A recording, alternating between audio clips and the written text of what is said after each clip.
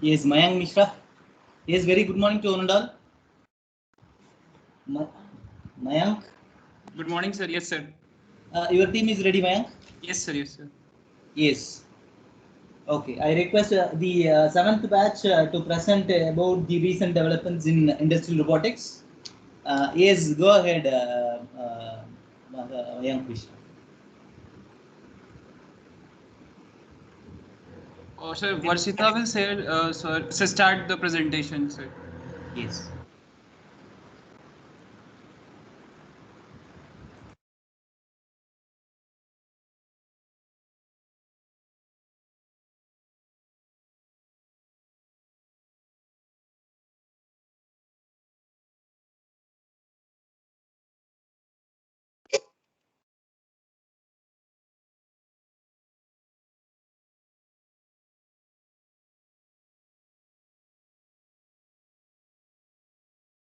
Sir, shall I start? Yes, sure, Varshita. Go ahead, Varshita. Okay, good morning, everybody. Myself, Varshita. I'll be giving an introduction to the recent development in industrial robotics topic. So, yeah, next slide, please. So, yeah, from the pages of science fiction stories to cinemas and television screens, to perching next to us in our workplace and perhaps soon even driving us from home to office. We know that robots has been steadily advancing into our everyday lives. And the areas where the robotic system is implemented is spreading. Besides the classical applications in industrial production fields, it is also widely in the areas with non-industrial applications as well. So, in spite of all this, the objective of robotics is not to replace humans by mechanizing and automizing tasks, but rather to find new ways that allow robots to collaborate with humans more effectively. Next slide, please. Now, let us have a look on the recent trends in industrial robotic research and application, and especially the modifications in the mechanical structure of robotics. Redundant robotics. Redundant robots, yeah.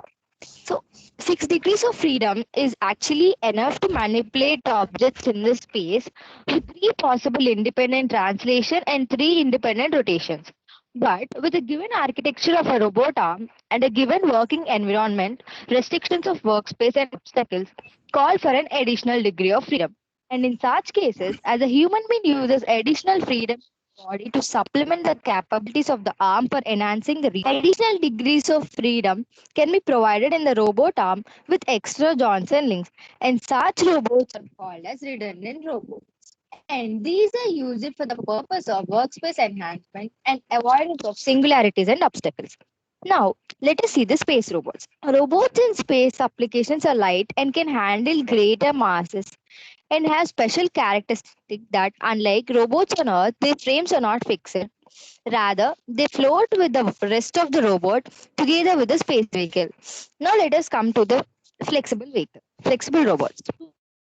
Making all solid bodies are flexible. Conventional modeling of robot manipulators needs to consider the links of a robot as rigid. But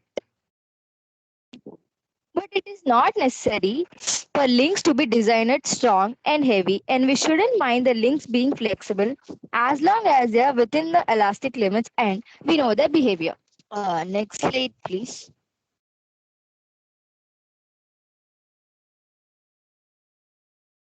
So the recent interest has been to work with the flexible robots and to take advantage of their lightweight by incorporating the flexibility into the mathematical model. Now let us see the walking robots. Well, manipulation robots manipulate objects by utilizing the available at the freedom available at the joints. Mobile robots can also carry object to greater distance by their actual body moment. And walking robots have enjoyed the maximum research due to their versatility over terrain irregularity and greater mobility. And work is more focused on the machines walking on 2 to 6 legs. Now let us see the robot intelligence and vision. Intelligence, as pertaining to human beings, is a very profound quality which cannot be learned or taught, and of course cannot be described in terms of logic and knowledge alone. So, as the so-called machine intelligence of the present time basically stems from the information and logic coded in computer, we cannot expect true intelligence in a robot right now, in sense of the robot having true understanding. The intelligent robots, as they are called, consider an extremely popular topic in robotics because they can perform various tasks in an apparently intelligent manner. For example, machine intelligence can be applied for path planning and obstacle avoidance by maintaining or updating a complete CAD model of the working environment and such that the robot navigates through obstacles without collision. Let us see the force control robots. In the conventional traditional control schemes primarily concentrate on the position control. But if you consider certain tasks like cleaning a window pane, which requires the maintenance of some required contact forces, now the current trend is to control the force in such directions and position in other direction. Next slide, please. So, so for this, the use of compliance is also getting popular. In applications like insertion of a peg into a hole, if position accuracy is poor, the forces stemming from such errors tend to correct the position if compliance is provided at the wrist. Now let us see motion-based control. The traditional control strategy of robot manipulators is completely error-driven and shows poor performance at high speeds when the high dynamic forces act as disturbances. But the current towards model-based control, where the dynamic forces are incorporated in the control strategy as feed-forward and feedback compensations, along with the servo controller, which is only to take care of external noise and other factors not included in the dynamic model. Now, let us see the parallel actuated robots and closed loop robots. The traditional serial chain robots, due to the cantilever structure, have less load carrying capacity, and consequently, the serial robots tend to bend at high load and they can vibrate at high speed. So, if high load carrying capacity and precise position is of our prime concern, an alternate is provided by parallel actuated and closed loop robots which have attracted tremendous research interest in the last 15 years. So, as a human being uses both arms to handle a heavy load, three fingers in parallel for doing a precise work like writing, and as the animal body is supported on four legs with provision of in parallel actuation at the leg joints, robot manipulators can also be designed with the end effector connected to the frame by parallel chain of joints and links having the actuation distributed among the various chains or legs. And these are the structural modifications that has been made recently. Now our friends will continue the recent developments in the field of industrial robotics, which are actually in practice. Thank you. Good morning, sir. So I am Mayank Mishra. So I will be explaining about Industrial Internet of Things. Next slide. So IIoT stand for the Industrial Internet of Things or Industrial IoT that initially mainly referred to an industrial framework whereby a large number of devices or machines are connected and synchronized through the use of software tools and a third-party platform technology in a machine-to-machine and Internet of Things context. The Industrial Internet of Things or IoT is defined as machines, computers, and people enabling intelligent industrial operation using advanced data analytics for transformational business outcomes. Next slide, please.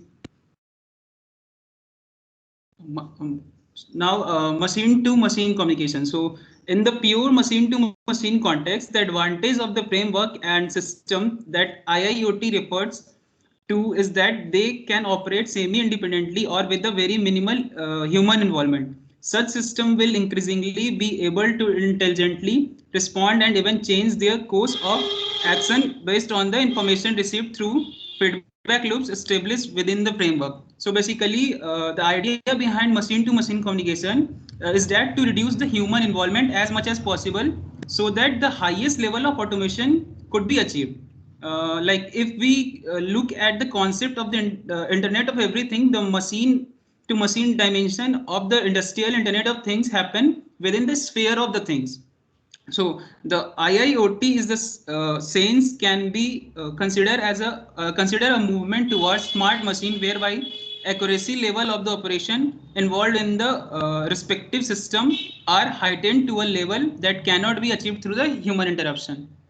Next slide, please. So what are the benefits of IIoT in manufacturing? So one of the greatest benefit of the industrial Internet of Things has to be seen in the reduction of human error and manual labor. So the increase in overall efficiency as well, and the reduction of cost both in terms of time and money. So to summarize, here are some of the key benefits of the IIoT in an industrial context. So improved and intelligent connectivity between the device or machines, increased efficiency, obviously cost saving and time saving, and enhanced industrial safety as well. Thank you. From here, my friend Nikhil will take over. Good morning, sir. This is Nikhil Shanmugam, and I'll be talking about image processing in industrial robotics. So, image processing and computer vision are growing fields right now, and this COVID situation has made industrial robots to be automated more than ever, because having workers, hundreds of workers, 24/7 is not possible anymore. So automation is a very important part now, and image processing has been a very proven field that can help in automation. So with this technology, robots can make their own decisions without the help of workers. If workers are there, they'll be giving inputs to robots, which will in turn do the specified job. But if image processing is involved, they can make decisions on their own without the help of workers. And this also helps and plays a major role in Industry 4.0, which we'll see in the next slide. And usually full automation means high investments and high device costs. But using image processing, those costs can be brought down since the technology is very simple.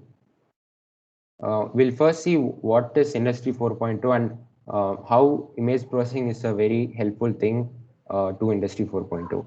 So Industry 4.0 is an era that is actually going on right now. The Industry 1.0 was the mechanization of all the processes, and Industry 2.0, as we know, it brought all the mass production and assembly lines, and products were made in huge numbers.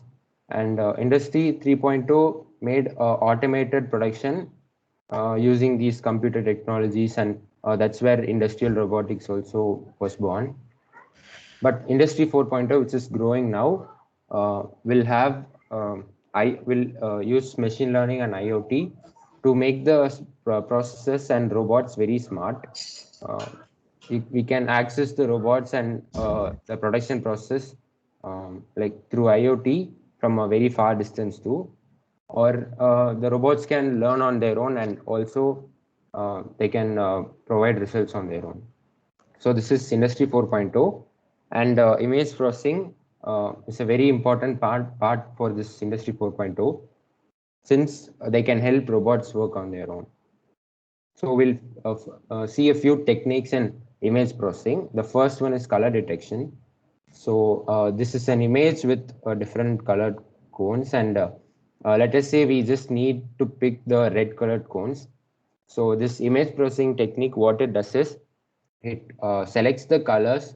We give a threshold value from which color we need, and the software just takes the red colored cones, as we can see here, just the things with the perfect outline, and converts them into a binary image, which means an image containing only black and white, pure black and white, so that this can be converted into a separate object.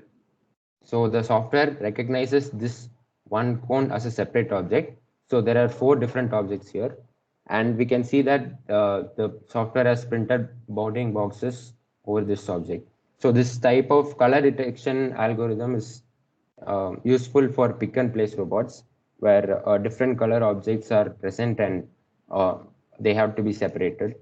So we can input any color we required, and even assembly operations can be automated through this technique. And the next technique we'll be seeing is object detection and counting. It's similar to the previous one, but here what it does is it uses a threshold, and it converts this into a binary image, and then the same way this was detected as separate objects, each and every candy in this image will be detected as separate objects, and at last they can be counted, and the number of candies can be also given, and also the position of the candies can be exactly accurately determined. As we can see here, there are boxes around the candies. This technique actually uses image segmentation, as we can see here. This also can be used in pick and place robots and also for dimensional inspection, because as we can see here, the position of the exact position of the candy can be located. So let us say if there is a workpiece that has to be measured, they can be the image of the workpiece can be taken, and that can be processed so that we can find the number of pixels the workpiece is taking, and from that we can measure the exact dimension of the workpiece. So this is one technique, and instead of using a normal 2D camera, 3D cameras also can be used for image processing. So 3D cameras provide an advantage of depth of field. So as we can see here, this image is very poorly lighted, and like with our naked eye, the boxes at the background are not even visible. But using a 3D camera and image processing, it is very easy to detect all the boxes accurately, even in harsh lighting conditions, and very small boxes are detected. So the software like this performs quality control, and it also detects the defects in the packages, and it also uses algorithms to provide what type of parcel has been brought in, like a box or a bag, or it can be a cylinder or a deformable object or fragile goods. So it can be anything. And even this algorithm uses image segmentation. So that's why we get the separate boxes as separate images. And as I already said, the 3D camera increases the accuracy of this algorithm. And all these image processing techniques are just fixed rules that we provide for the robot.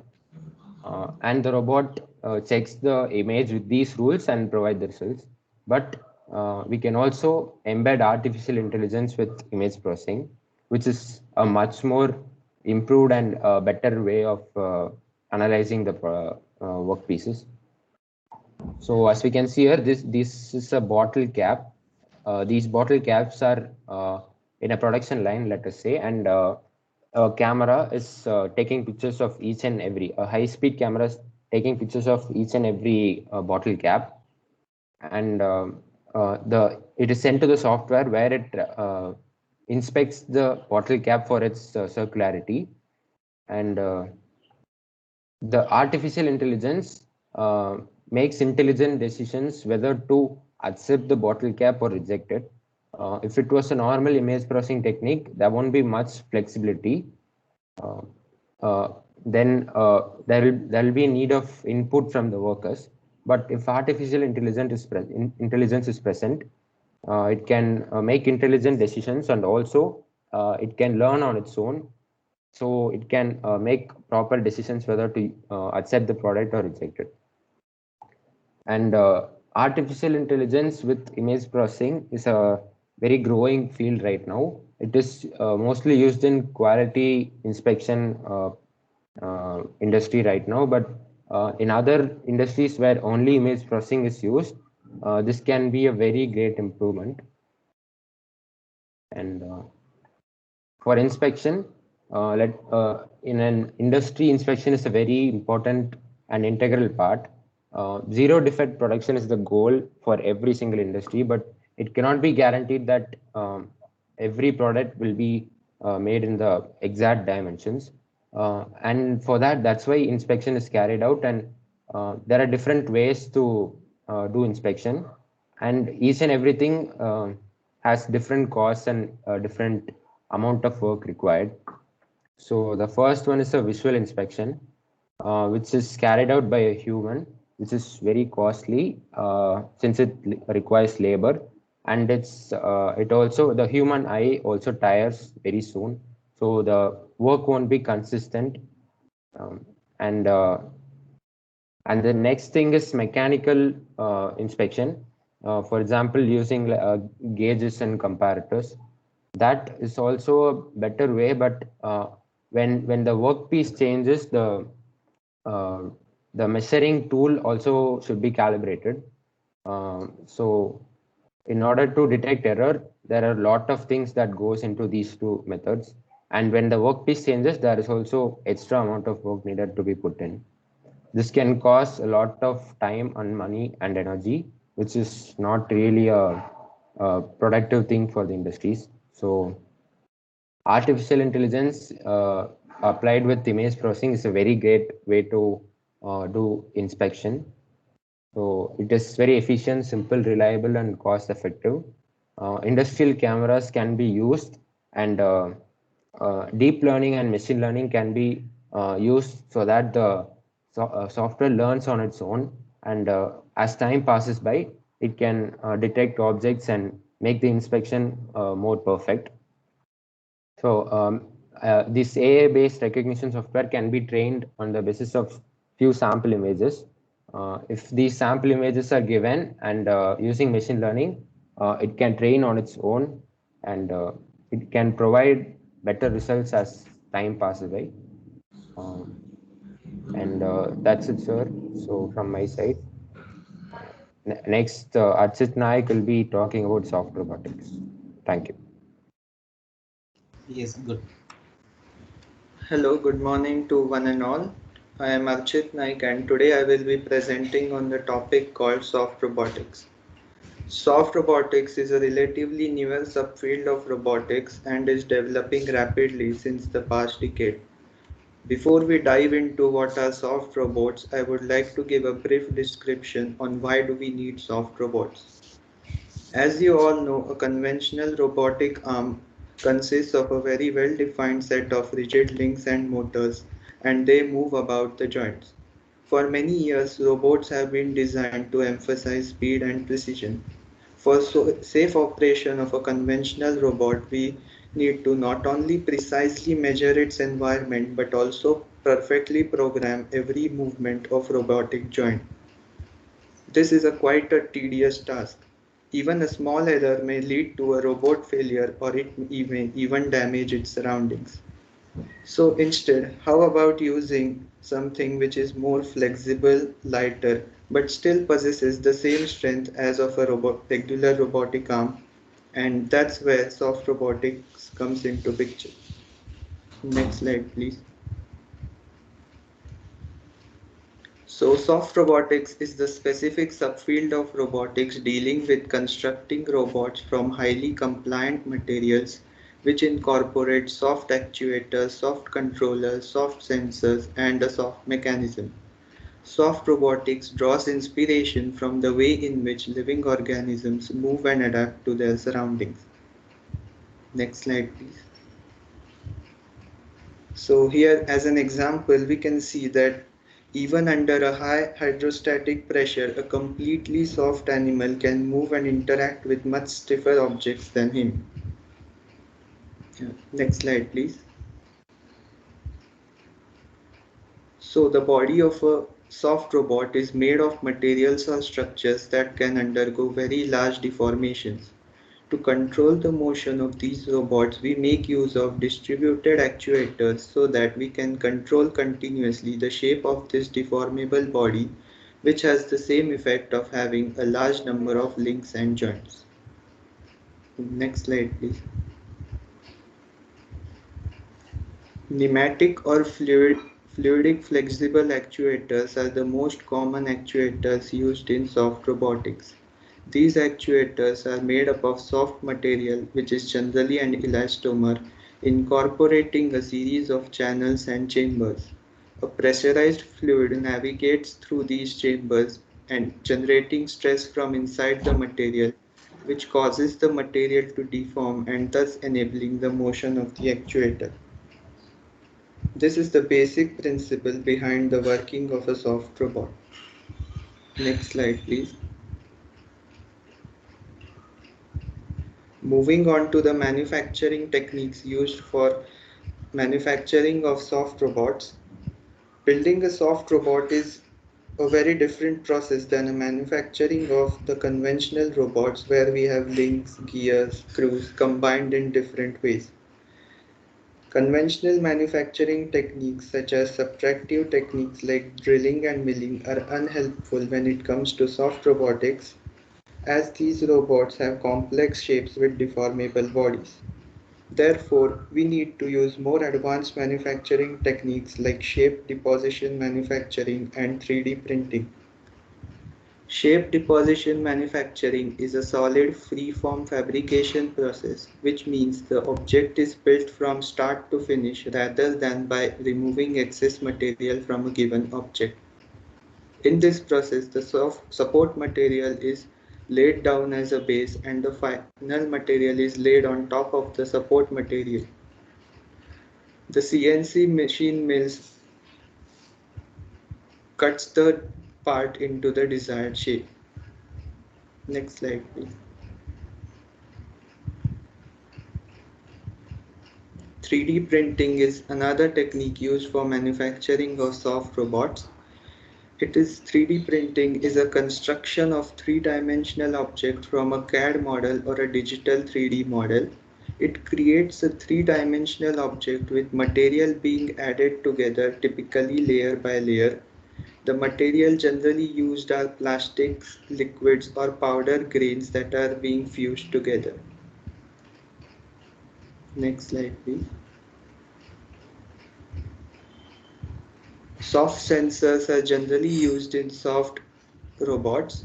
Soft sensors like soft stretch sensors, soft bending sensors, soft pressure sensors, and soft force sensors are used typically in a soft robot to measure deformation, which infers about the robot's position and stiffness. Next slide, please. The rapid development in the field of soft robotics is mainly due to its large variety of applications. Soft robots are gaining importance majorly in the medical field due to their shape-changing properties. This enables them to navigate around different structures in the human body by adjusting its form, leading to more accurate surgeries. In industries, soft robots could work alongside humans safely, as in case of collisions, the soft nature of robot would prevent or minimize any potential injury. Next slide, please. Other applications of soft robots are climbing robots, prosthetic robots, and exosuits. Climbing robots have potential applications ranging from inspection and maintenance of buildings to search and rescue missions. Prosthetic robots can be used soft robots can be used to create superior prosthetics for those missing limbs or extremities. Soft robot technology is used for grippers at the end of a prosthetic arm for more delicate and accurate grasping of objects. Soft robots may also be used for creation of flexible exosuits for rehabilitation of patients, assisting the elders, or simply enhancing the user's strength. The exosuits are metal frameworks fitted with monitored muscles to multiply the wearer's strength. Next slide, please. So here we can see an example of a climbing robot, prosthetic robot, and an exosuit. Next slide, please. These are a few more examples of soft robots. Here we can see a soft-legged wheel-based robot. The wheels of the soft-legged wheel-based robot can passively climb over stairs and adapt to slippery grounds using the two soft legs embedded in their structure. Here we have another picture of a soft robot looking like an octopus.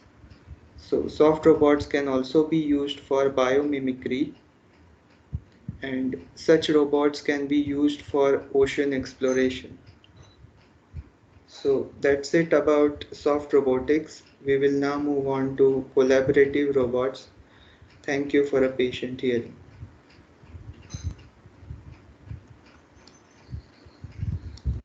Am I audible? Hello? Yes, you're audible. So, okay. Good morning, everyone. I'm Madhukar Reddy. I'm going to briefly explain about collaborative robots. So, cobots are nothing but the short form for collaborative robots. Like a collaborative robot is a robot intended for direct human robot interaction, like within a shared space that are where humans and robots are in close proximity. Like cobot applications contrast with traditional industrial robot application in which robots are isolated. Like there is a fence between industrial robots and humans. Like there is no shared workspace between both of cobots and humans. Like cobot safety may rely on lightweight construction materials, rounded edges, and limitation of speed and force, or on sensors and software that are ensures a safety behavior from cobots. Next slide, please. The International Federation of Robotics, a global industry association of robot manufacturers and national robot associations, recognize that there are two types of robots. One is for industrial robots used in automation, and service robots for domestic and professional use. Uh, Service robots could be considered to be cobots as they are intended to work alongside humans. Industrial robots have traditionally worked separately from humans behind fences or other protective barriers. But cobots remove that separation. Cobots can have many uses, from information robots in public spaces and logistic robots that transport materials within a building to industrial robots that help people moving heavy objects or machine feeding or assembly operations. Next slide, please. The IFR defines 4 levels of collaboration between industrial robots and human workers. The first level is coexistence, like human and robot work alongside each other without a fence, but with no shared workspace. And the second level is sequential collaboration. Human and robot are active in shared workspace, but their motions are sequential. They do not work on a part at the same time. And the third level is cooperation, like robot and human can work at the same time on the same part while both are in motion. And the fourth level is responsive collaboration, like the robot responds to the human activities in the real-time movement to human worker. In most of the industrial applications of cobots today, the cobot and human workers share the same space but complete tasks independently or sequentially. Like there is only first two levels, coexistence and sequential collaboration. And the third and fourth levels, cooperation and responsive collaboration, are very less common. So next slide, please. This is one of the example for cobot. This is named as Probe robot. The Probe 1R collaborative robot was developed as an simple user-friendly, easy to program robot that all devices that can support HTML5, JavaScript, including smartphones, tablets, laptops, are able to control the different aspects and program this Probe robot. The robot also supports ROS and can be programmed with all kinds of 4th generation software packages, LabVIEW, MATLAB, Samilton, etc., as well as major programming languages, while software architecture is focused on adaptive behavior. So the specialty about this robot is Probe weighs only 10 kg and has an operating range of only 700 mm. Its payload is only 1.5 kg. Like most collaborative robots, the probe includes soft material, rounded shapes, limited forces, and stop functions. Probe can be integrated into an actual working environment without any risk to injury to humans. Like according to Report Linker, indicates that cobots are the robotic segment that will grow the most by 2025. And according to McKinsey, it is estimated that the number of collaborative robots will increase from 10,000 to 1 lakh in the next 2 to 3 years. And thank you. Now, Afzal will continue. Yes, go back to the last slide, Reddy. Yes, since there is an Simulink, there is an add-on over the MATLAB given by you, and which is an add-on to LabVIEW also. Usually, the LabVIEW is preferred by the circuit branches, where we have in MATLAB we are preferring the MATLAB for the simulation, and it is a very good platform to perform the simulations. If feasible, you go ahead with this Simulink add-on with the MATLAB. We can do simulation with the aid of this add-on in the MATLAB. Yes, go ahead.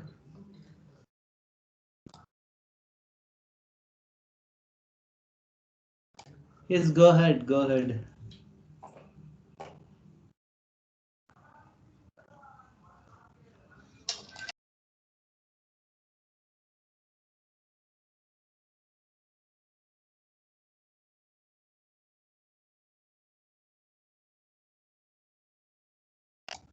Afzal, not audible, Afzal.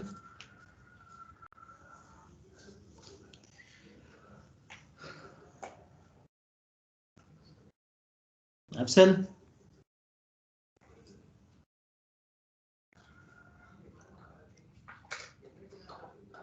Afzal, it is not audible.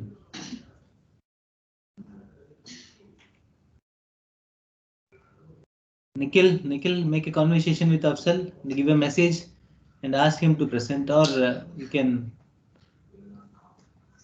Yes, sir. I've texted him.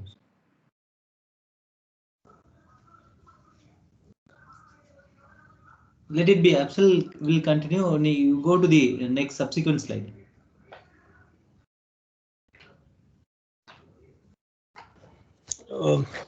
Okay, so my name is Nikhil and I'll be telling you about the advancement in sensor technologies. Yes, Nikhil. Next slide. So the advances in sensor technologies has an important role since these technologies are used in data processing, sharing and collecting. Moreover, networking, which remains in the heart of the IoT and cloud computing to stream the data, depends on the enhancement of wireless sensor technology. In the last decade only, many sensors for visual perception, auditory perception, force sensing, obstacle detection, distance sensing, etc. have been developed to be used with robots for industrial tasks by supporting robots perception used as used in automatic picking, safety handling and part detection, etc. The advances in camera technologies are important for the performance of image processing, which is an essential ability for robots for obtaining decisive information about the industrial task. Several vision techniques such as photogrammetry, stereo vision, structured light, time of flight, and laser triangulation utilized for inspection and quality control processes in industrial environments to provide robot guidance are evaluated and compared in terms of accuracy, range and weight of the sensor, safety, processing time, and environmental influences. Machine vision is an essential ability for many industrial tasks such as obstacle avoidance in the workspace and tracking the human workers collaboratively working with the machines. The technology rapidly improves, making the camera smaller, more affordable with high performance and creates and enhances new aspect of image acquisition such as three-dimensional vision, hyperspectral image, taking a number of images from the same scene in different wavelength ranges and then combining them to provide a depth information. Next slide. Smart sensor technologies. Among the recent advances in technologies, smart sensors have been in the spotlight in terms of the potential significance and wide range of application areas. With the integration of computing and IoT in industrial processes, ordinary sensors have been transformed into smart sensors, providing them with abilities to carry out complex calculation with collected data. Apart from increased capabilities, smart sensors have also become remarkably small and exceedingly flexible, turning bulky machines into high-tech Intel. Equipped with signal conditioning, embedded algorithms, and digital interfaces, smart sensors have become devices with detection and self-awareness capabilities. These sensors are built as IoT components that convert real-time information into digital data that can be transmitted into a gateways. These abilities allow smart sensors to predict and monitor real-time scenarios that take corrective actions in an instant. Next slide. Complex multi-layered operations such as collecting raw data, adjusting sensitivity, and filtering motion detection, analysis, and communication are the main functions of intelligent sensors. For instance, the wireless sensor networks, WSNs, are the one of the application of smart sensors whose nodes are connected with one or more other sensor and sensor hubs, making a communication technology of some kind. In addition, information from multiple sensors can be combined to reduce conclusions about an existing problem. For instance, the temperature and pressure sensor data can be used to infer the onset of a mechanical failure. Next slide. Now talking about the food industry and agriculture using sensor technologies. So food safety is an important issue in the food industry and agriculture because it is related to the influence of food on human health. Recent food safety incident and public health concerns about synthetic food additives and chemical residues in food have driven the need to develop rapid, sensitive, and reliable methods to detect the food hazards. An alternative is given in the rapid development of nanosensors, which have advantage to detect food components in an easy and quick manner.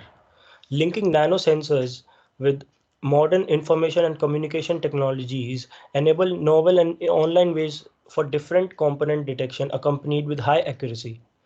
Various types of nanosensors are being developed to meet the different requirements in food inspection. For example, the nanosensors for detection of external and internal conditions in food packaging, carbon nanotubes based electrochemical sensors for detection of cations, anions, and organic compounds in food, etc. Next slide. Nanosensors are also useful in precision agriculture, for instance, to detect pests and weeds locally in real time and thus applying pesticides fast and locally.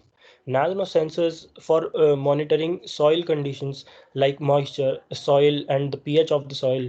A variety of pesticides, herbicides, fertilizer, insecticides, and pathogens can be applied and which can help the crop growth as well.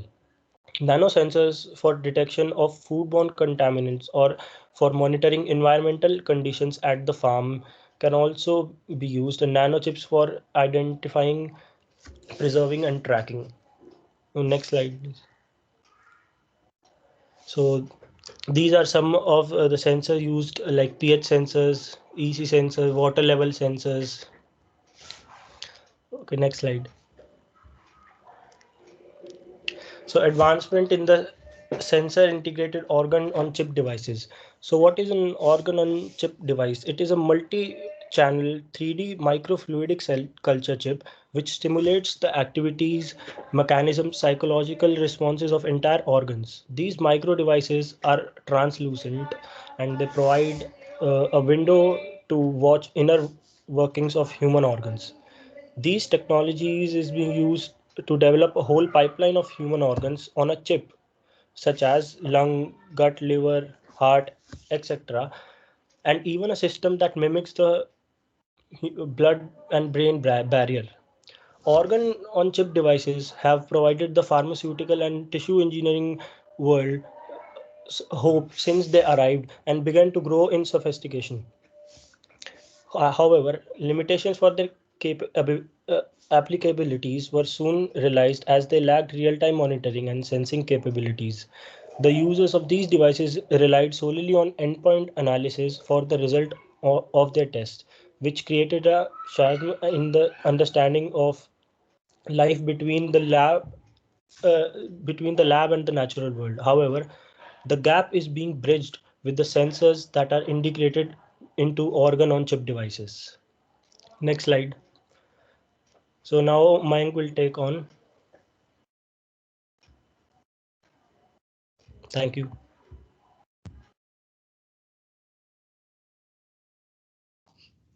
Yes, Mayank, go ahead, Mayank.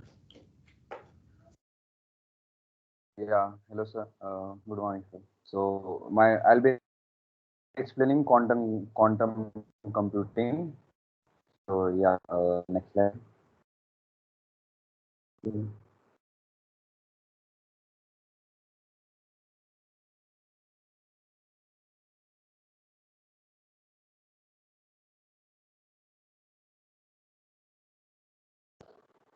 Hello.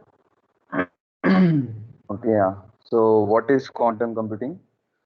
So quantum computers could spur the development of new breakthrough in science. So this is the recent development in quantum computing. Medications to save lives, machine learning methods to diagnose illness sooner, materials to make more efficient devices and structures, financial strategies to live well in retirement, and algorithm to quickly direct resources. But what is exactly quantum computing? So what does it take to achieve these quantum breakthroughs? So next slide. Here is what you need to know.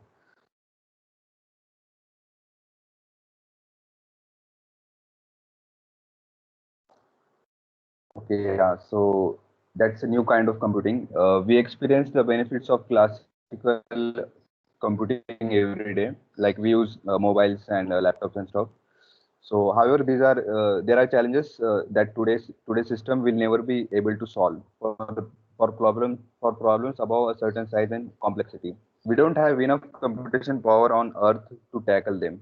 Example, to calibrate space time, like satellite time and the Earth, like we have the time on here on ground. So there is like small difference in them, and we have to collaborate them regularly for keeping them as updated as we can. So to stand a chance at solving some of these problems, we need a new kind of computing.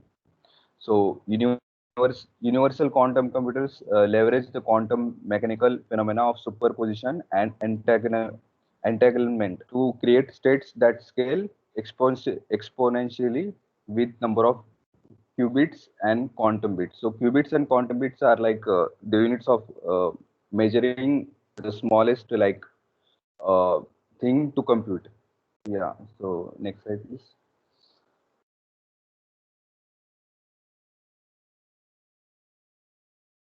So, the fundamentals of quantum computing.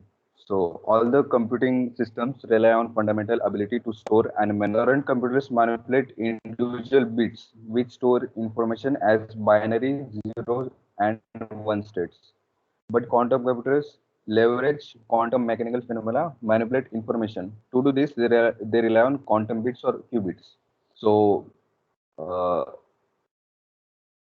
So here learn about like quantum properties leveraged by qubits. So when we use qubits and qubits for computing the smallest thing, so there are like less chances of errors as compared to what we are using right now.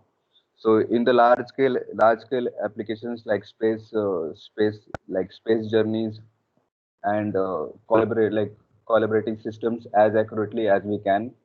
Like for example, quantum, some of you may have heard about quantum clock and something like that. So that thing uses computes time as accurately as it can. So that's the main fundamental thing on quantum computing. So yeah. That's it, I guess. Thank you. Yes.